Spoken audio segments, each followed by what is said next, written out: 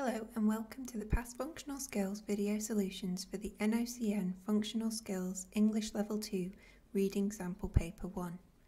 Before watching this video, make sure that you've read the 3 sources and you've attempted to complete the paper yourself. Question 1.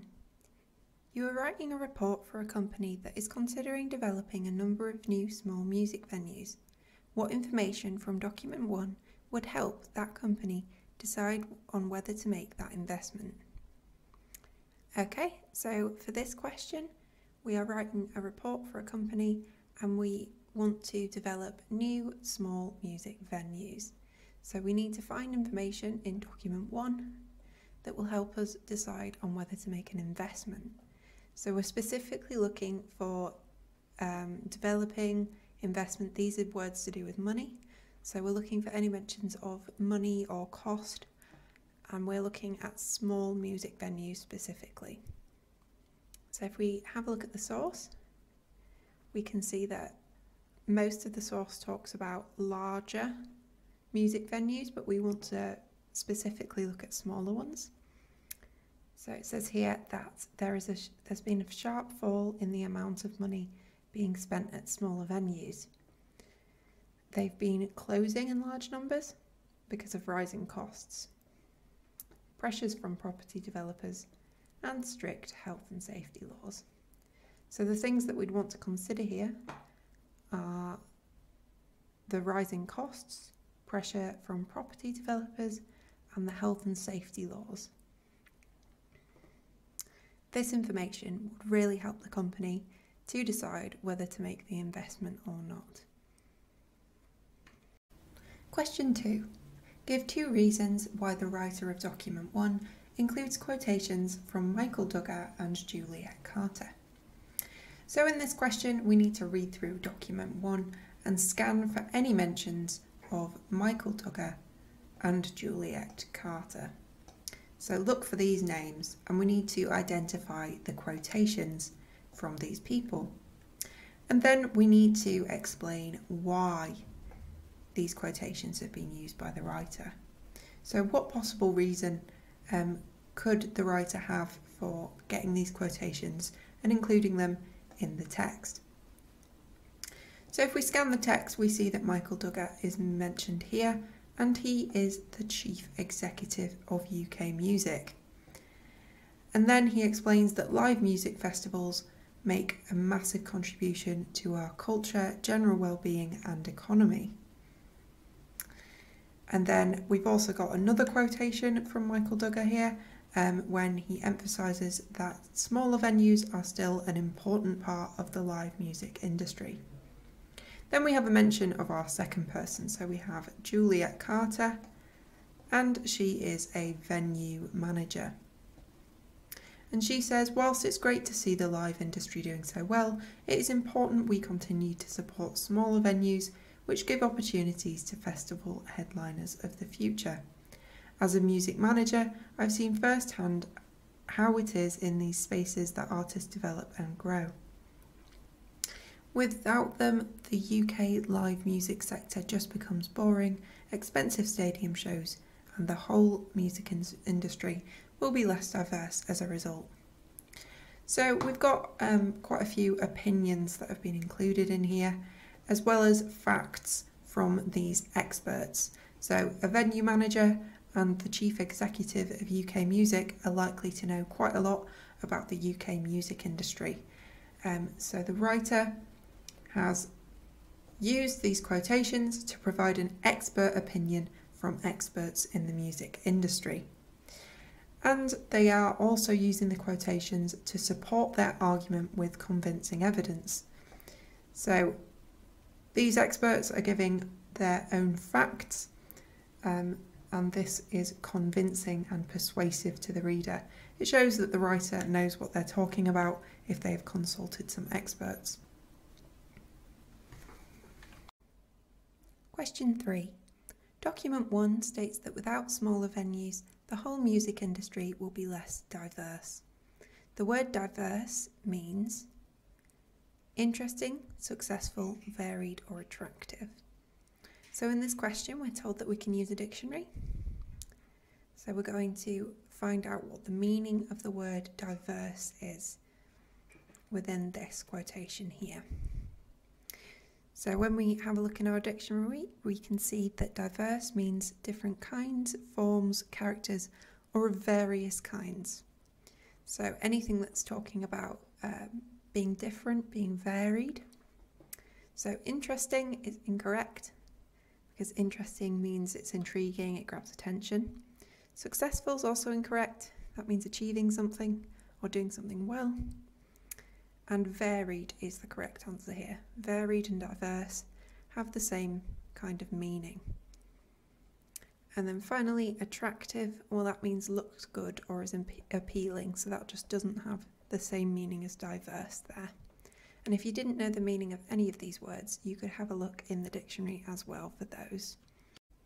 Question 4. Compare the ideas and opinions of the writers of Document 1 and Document 2 on the subject of music festivals. Explain how these views are conveyed. Okay, so in this question, we're being asked to compare. So that means we're going to use phrases like both documents, in contrast, similarly, anything that shows that we're talking about similarities and differences. And we're also looking specifically at ideas and opinions. So what kind of views and opinions they have, what they think about the topic of music festivals. And then we want to explain how these views are conveyed. Now, this part just means that we want to have a look at the techniques that are being used. So, are there any language techniques in the text that have been used to convey these opinions and ideas? So here the student has put that Document 1 uses facts and statistics such as a 12% rise in audiences to portray the view that mainstream music festivals are becoming increasingly popular. In contrast, Document 2 uses a range of hyperbolic opinions and emotive language to describe mainstream music festivals as outrageous in terms of price and full of fading rock stars and their tired music, suggesting that these festivals should not be popular as the music is not worth the ticket price. So here the student has identified that there are facts and statistics used in Document 1, so that's how the views are conveyed. And they've given an example here to support their point. And they've talked about the ideas and opinions of the writer in Document 1. So the view of the writer is that mainstream music festivals are becoming increasingly popular. And then we've got that key comparison phrase there, in contrast, to show that they're comparing the texts. And then they go on to talk about Document 2. So they've used this word hyperbolic. That means exaggerated opinions and emotive language. So again, we're looking at the techniques here, how the views are conveyed.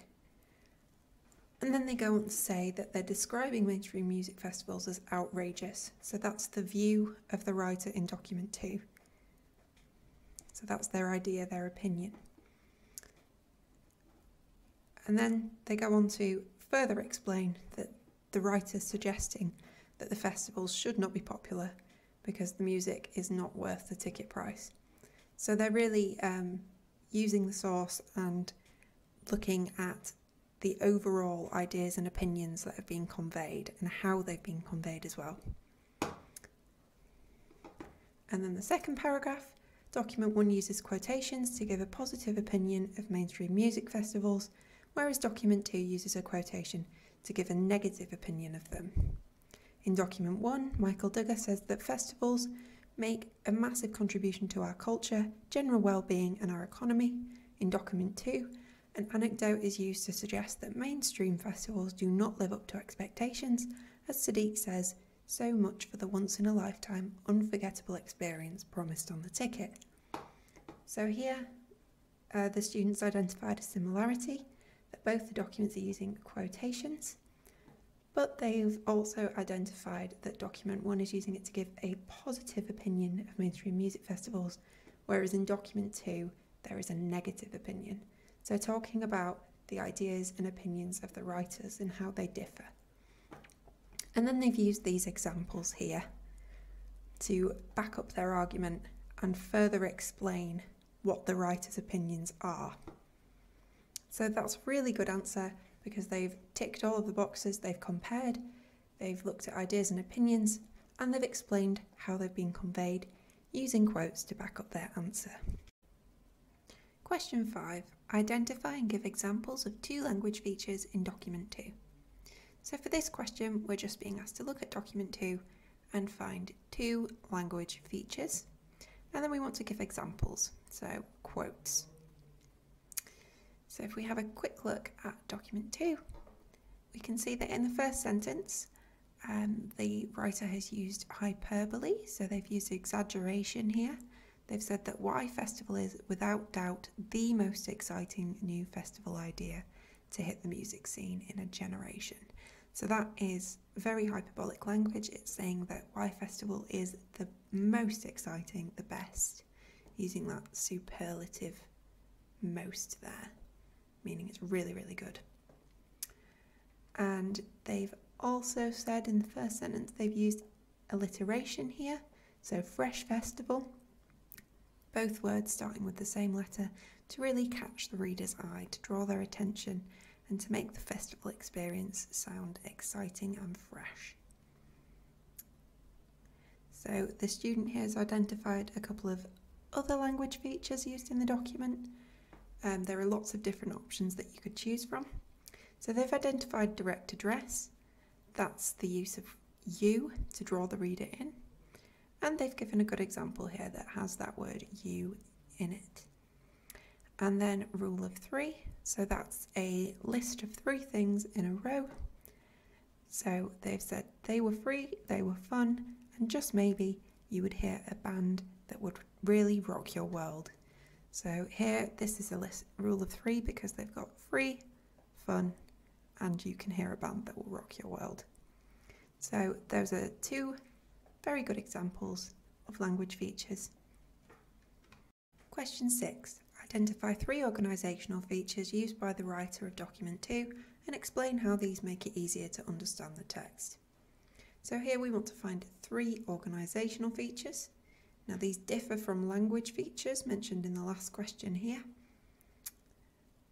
Organisational features include things like the layout of the text, any uses of tabs, paragraphs, text boxes, bold type, italics, subheadings, that kind of thing. And we're being asked to explain how these make it easier to understand the text. So how do they help the reader to understand what the writer is saying? Well, if we have a quick look at the text, we can see that it's broken up in lots of different ways. And if you imagine that all of this text is just kind of squished together with no paragraphs, no boxes to divide it up, no different kind of italics here, no bold, then it would be very difficult to see what the most important points are, and it'd be quite difficult to read as well and understand. So which organisational features have been used to make it easier? Well, we've got bold type, which draws the attention to the most important words and phrases. So here we've got some important words and phrases. The first Y Festival, and also this box here about getting involved. Clearly that is a point that the writer has put in bold because they really want people to get involved. And they've also put in bold, Y Festival is your festival. So that really shows the reader what Y Festival is all about. Really drawing their attention. Subheadings indicating to the reader what each section will be about. So we've got this subheading here, the history, and that tells us that this next paragraph will be about the history of Y Festival, the history of festivals. And then finally, italicised text, which emphasises the writer's quote. So in the text, we can see that these italics have been used here, and that separates this quote from the founder of Y Festival from the rest of the text and makes it stand out. So these are really good answers because the students identified 3 organisational features and they've given these brief explanations of how these are helping the reader to understand what the text is about, to emphasise certain parts of the text. Question 7. What organisational feature in document 2 identifies information given by the founder of Y Festival? So here we're looking at document 2 and we want to find the organisational feature that is giving us information from the founder of Y Festival. So if we scan through the text for mentions of the founder, we find that Sadiq, the founder of Y Festival, is mentioned here, and italics have been used to give his quotation. So the answer here is italicised text. Question 8. Give 3 reasons why the writer of document 2 is so enthusiastic about Y Festival. So here we want to look through the text for 3 reasons why the writer of document 2 is so enthusiastic about Y Festival. So enthusiastic here means excited and positive, and we need to find out why the writer is excited and positive about Y Festival. So the student's written that the ticket prices for other festivals are outrageous and Y Festival aims to keep the prices down. So here they've used quotes from the text to support their answer, which can be very useful. Shows the examiner you know what you're talking about. So the price is one of the reasons why the writer is enthusiastic. Lower prices for the festival. The festival will bring new music to new audiences rather than recycling tired music. So again, we've used quotes from the text here and given a reason here why the writer might be excited and enthusiastic about the festival. It's bringing brand new music to new audiences. It's not doing what other festivals do and recycling that old tired music. And then finally, the first Y Festival last year was a great success. So the writer's enthusiastic because the festival has been successful in the past. So they are 3 good reasons why the writer's enthusiastic, supported by quotes, to gain 3 marks. Question 9. Using document 2, identify 2 examples of bias. So here we want to look at document 2 and we want to find 2 examples of bias. So examples, that usually means quotes from the text or information from the text. And we're looking at bias specifically here. Now this text is strongly biased because it is written by people who work for the Y Festival website. So this is from the Y Festival website. It's written by people who are heavily involved in Y Festival.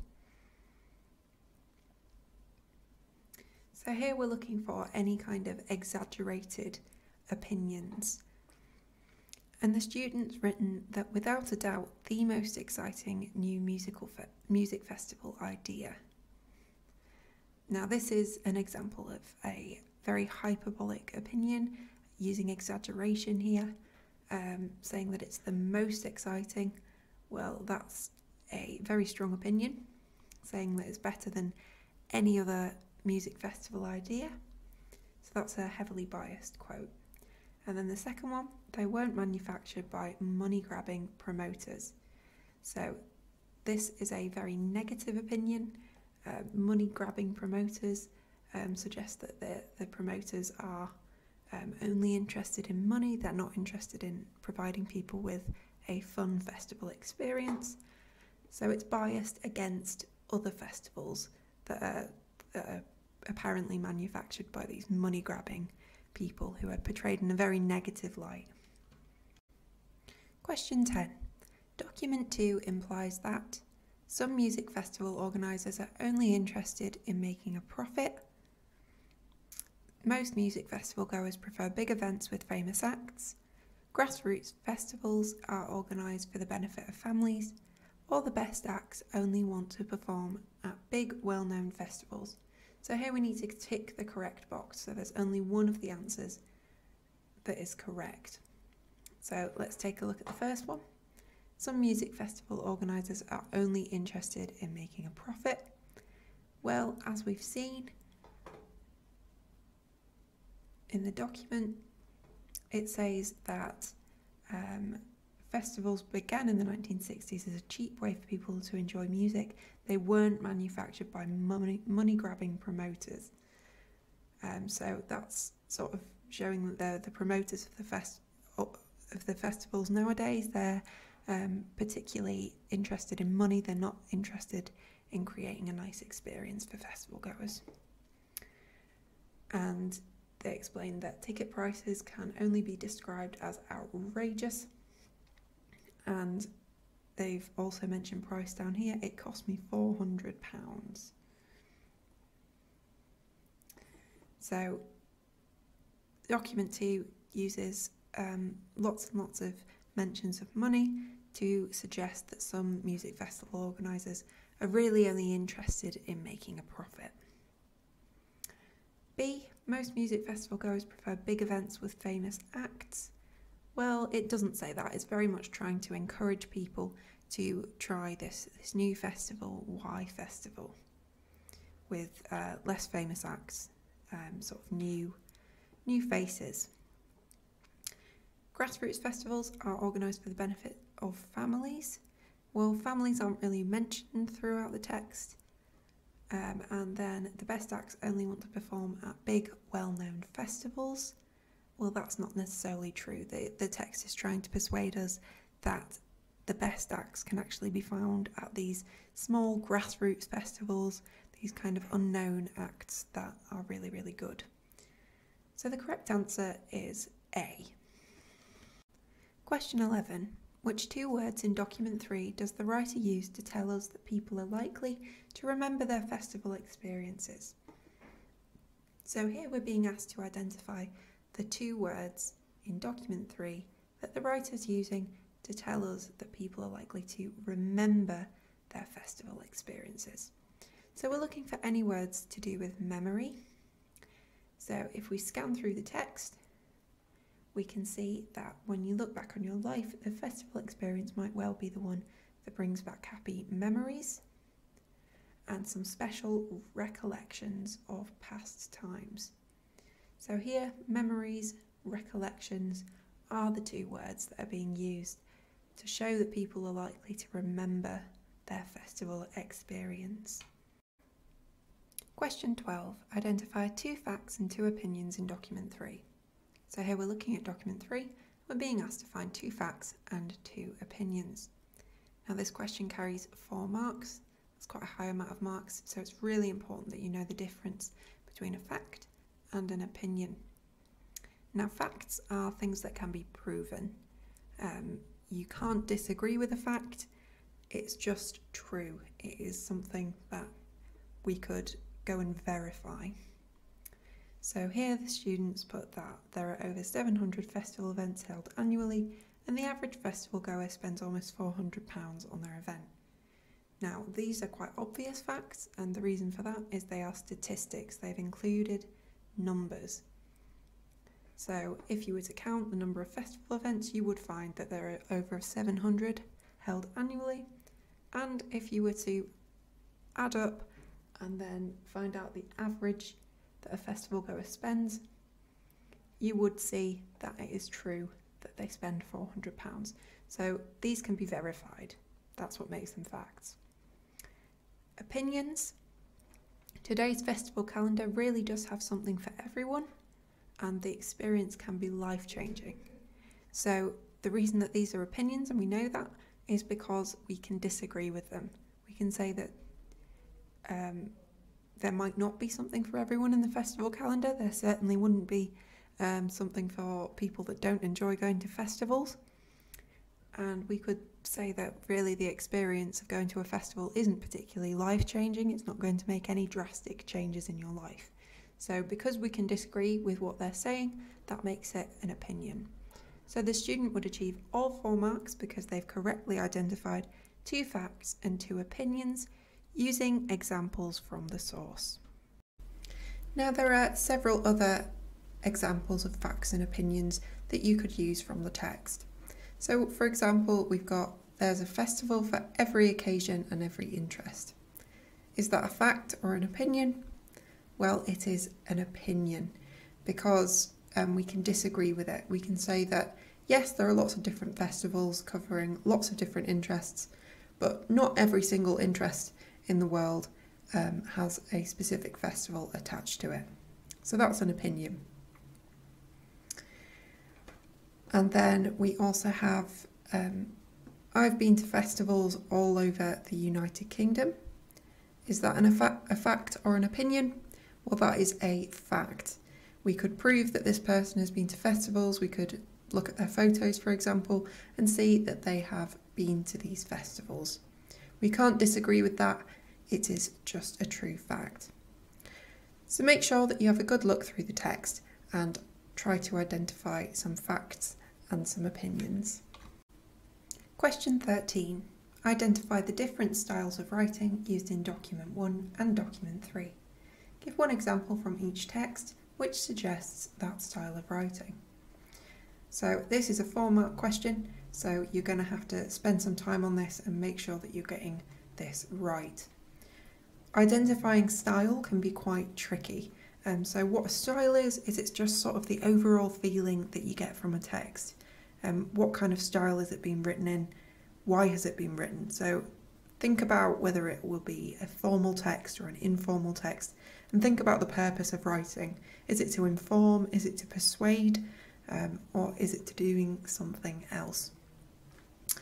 So the student has identified that document 1 is written in a formal style, while document 3 is written in an informal style. And we would expect this because if we take a look at document 1,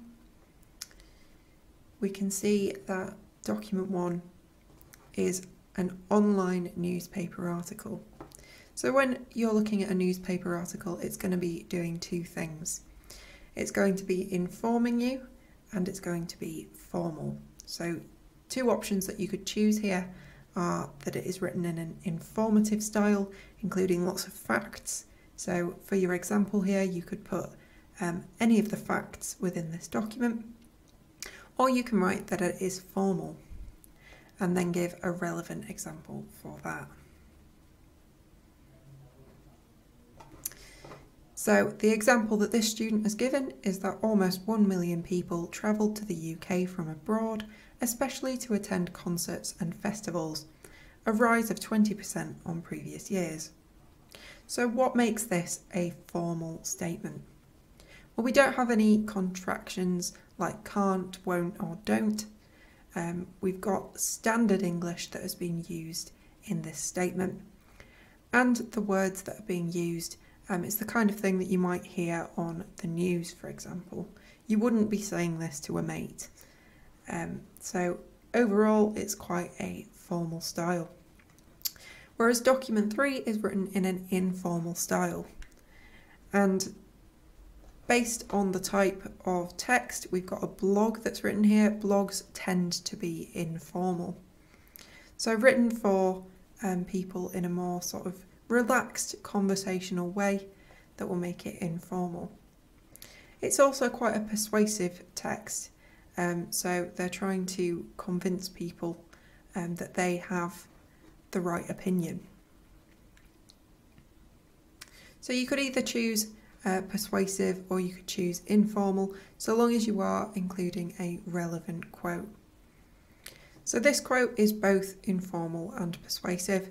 So we've got music right. It starts with a very informal thing that you would probably say to a friend.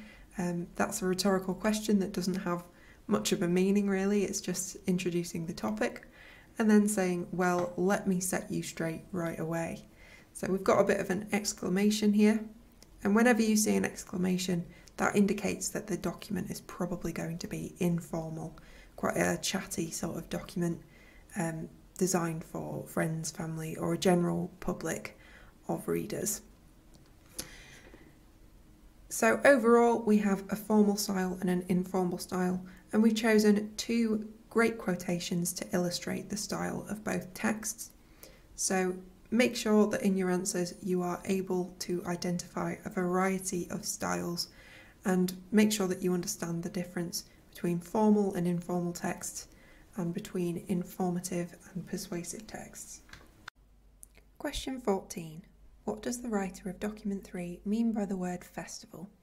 You may use a dictionary. So here we're being asked to find the meaning of the word festival in document 3. And we can use a dictionary to do this.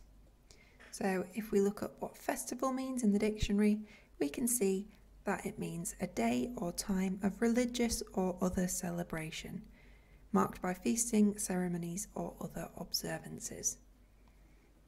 So in this context, it doesn't always mean music. It can be to celebrate an occasion or an interest. So a day of sort of celebration or an event of celebration. B, find the meaning of the word blog in document 3. So we've got to find out what blog means. And if we look in the dictionary, a blog is a website containing a writer's or group of writers' own experiences, observations or opinions. So here, the student's written a regularly updated website containing informal or conversational articles. So we've got sort of this informal conversational blog going on, and it's a website, it's online. And C, give one word that could replace the word keen to describe readers in document 3. So if we have a look what keen means in the dictionary, it means enthusiastic, eager or interested in something. So the meaning of keen is enthusiastic, and this word could be used to replace keen in document 3. Question 15. Your friend is a keen reader and researching festival blogs. According to document 3, which festival would be most suited to their needs? So here we've been told that your friend is a keen reader. We know what keen means because we had a look in our dictionary, and we've seen that it means enthusiastic, eager or interested. So they're interested in reading and they would like to go to a festival. They're researching festival blogs. So we've got to find in the document which festival would be most suited to their needs. So if we have a look, we can see that in bold here is the Hay Festival of Literature and Arts. And this brings together readers and writers. So that's definitely great for readers here. If you're a keen reader, then you will enjoy going there. This event is for you. So the correct answer here is the Hay Festival of Literature and Arts.